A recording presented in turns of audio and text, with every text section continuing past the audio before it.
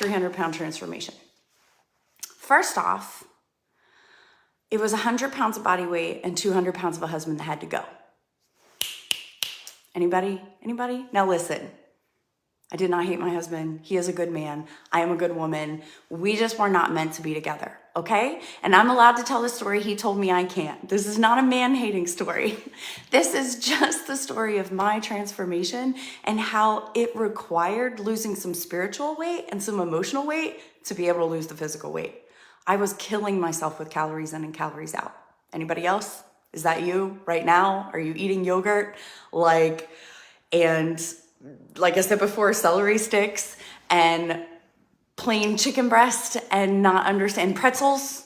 Pretzels always seem to be a diet food somehow. And just not understanding, like, why is this not working for me? It's okay, I got you, boo. I was doing the same thing. So rewind. I'm at the top of my game. This woman right here, this obviously miserable woman, me, can you believe it? Was like killing it in life. I had the white picket fence, the 2.5 kids, the 3 dogs, the 6-figure income. I was running a company, driving a pink Cadillac. I was like slaying it in my late 20s, early 30s. The problem was I was also absolutely miserable. Now, I was still cute. Don't get it twisted. Okay, this picture is not a good one, but I was still loving my life mostly on the outside, but on the inside, like something just wasn't right. And I knew it was because I had checked all the boxes that everyone else had kind of told me would make me happy, but I didn't know how to fix it. And one thing that I thought that I could control, because I was hitting all of my other goals in life, like all of them. I had everything in line, okay? Well, mostly. But I was going to the gym every day for like 2 hours, 245 pounds in this picture when I started this. And I had done everything. I was in the gym for 2 hours a day. I had paid a doctor $2,500 to tell me what to do and give me pills that ended up making me really sick. I was eating like 1,000 calories a day. I had hired a personal trainer. I tried keto. I tried Weight Watchers. I tried the military diet. I tried everything.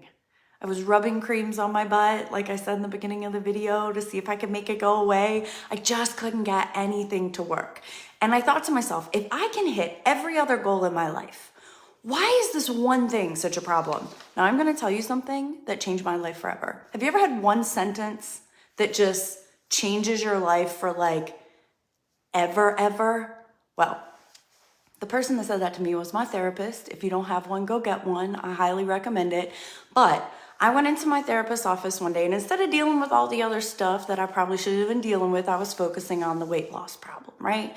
Because I just needed to fix one more thing to be happy. Ugh, I could do a whole series on that. But anyway, I walked in and I said, I don't understand how there are even skinny people in this world.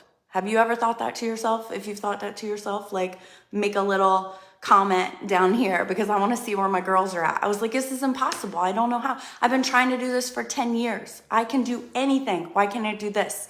And she looked at me and she said, you are on stage every day telling women how to be successful in their business by overcoming the fears that they have in their life around money and success. Yeah, so? She said, so why don't you do that around your weight loss? And I was like, that's not how it works. It's calories in, calories out. That doesn't make any sense. And she said, well, really, how's that working for you? And I'm like, okay, I really don't understand what you're saying. Like, it's not all in my head. She said, no, but you grew up in an abusive household, Amber. You might be like killing it now. She said, but you grew up in an abusive household. Do you think that maybe somewhere deep down, subconsciously, you might think that if you lose weight, that will put you in danger? And I was like, no, that's dumb.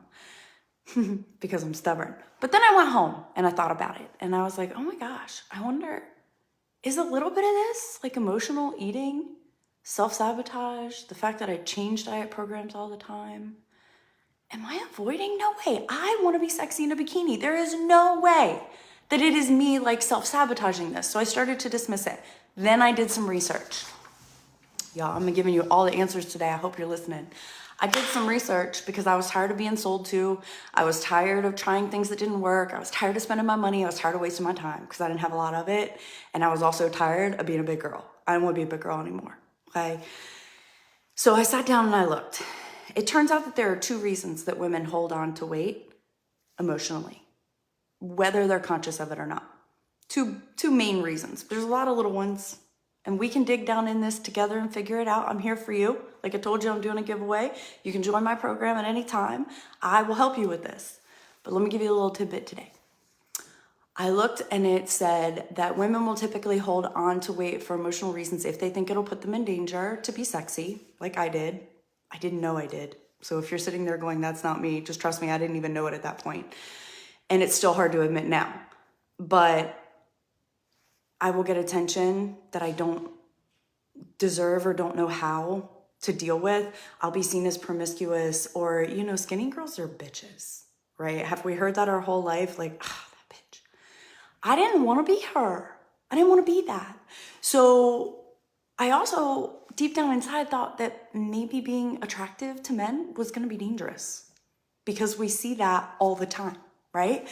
So I found out the second bucket that sometimes women fall into with overeating is somewhere along the line in their life, someone said to them, you don't deserve whatever it is because you're broken in this way.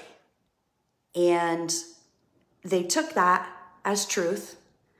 And I will tell you right now, instead of dealing with this or figuring out or this relationship or whatever, it was easier to then just eat and go, oh, I don't have a boyfriend because I'm overweight. Oh, I can't get that job that I want because I'm overweight.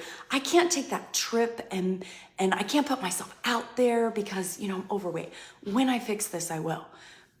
Because they feel like their deserve level is not there to be one of the attractive, beautiful women who get these things in their life because somebody told them along the way that they didn't deserve it, or they just decided they didn't deserve it. So I'm sitting there realizing how many of my friends, family, and how much I have fit into these buckets.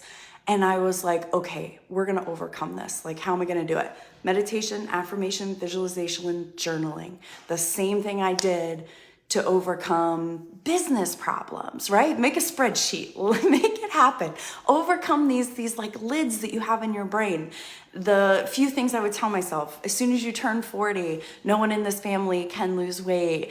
All of these like crazy things I told myself. I have to eat breakfast. I need to eat 5 meals a day. You have to eat yogurt to be skinny. I don't know. There's all these things that we have in our brain that if you fast, then you're starving yourself and you'll go into starvation mode and your body will break down. All of these things are complete crap.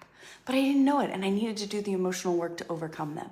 I also needed to make my body realize that if I lost the weight, I was still gonna be as safe as I was right that moment, right? And I was never gonna be able to lose weight until I did that very thing, overcame that fear of what was happening that wasn't even on the surface. Then, check this out, get your pens out, I looked at nutrition instead of exercise, because I was already exercising and that wasn't working. So I looked at the nutrition. How does my body fuel itself? What is actually happening when I put food in? How does fat burn? Like, I hear it burns, but what does that mean? Like, where does it go? There's no fires going on in here. So like, where's the smoke? Like, how am I burning fat, right? I wanted to figure it out. So I figured it out for you. I built a nutrition program for myself that I knew I couldn't wiggle out of because I'm really stubborn. And if I had points or stuff to add up, I would save them up all day and then I would eat half a pizza and drink a bottle of wine, and then somehow the diet wouldn't work, right? So I looked at the 2 fuel sources. You can burn carbs and sugar, or you can burn fat. And I wanted to burn fat, so I figured out a way to eat that I could do that. And guess what happened? I lost 70 pounds in 4 months. 70 pounds in 4 months. I became this girl and this girl, and I lost all that spiritual weight. All that other stuff came off of me, and I'm happy. I'm transformed from the inside out. I had an internal, external, and eternal transformation, which is what I want to offer you at Worth It Nutrition. I did end up starting a company because when you lose almost 100 pounds and you're standing on stage, people want to know, how did you do it? How did you do it? How did you do it? And I was like, I can tell you how to do it. then I helped women overcome all of these crazy, huge emotional things in their life. And I gave them a nutrition diet program that they were able to understand and do simply and lose weight so fast. In our August challenge program, I had a woman lose 47 pounds in 12 weeks. 47 pounds in 12 weeks. How do you do that? I can tell you to do that.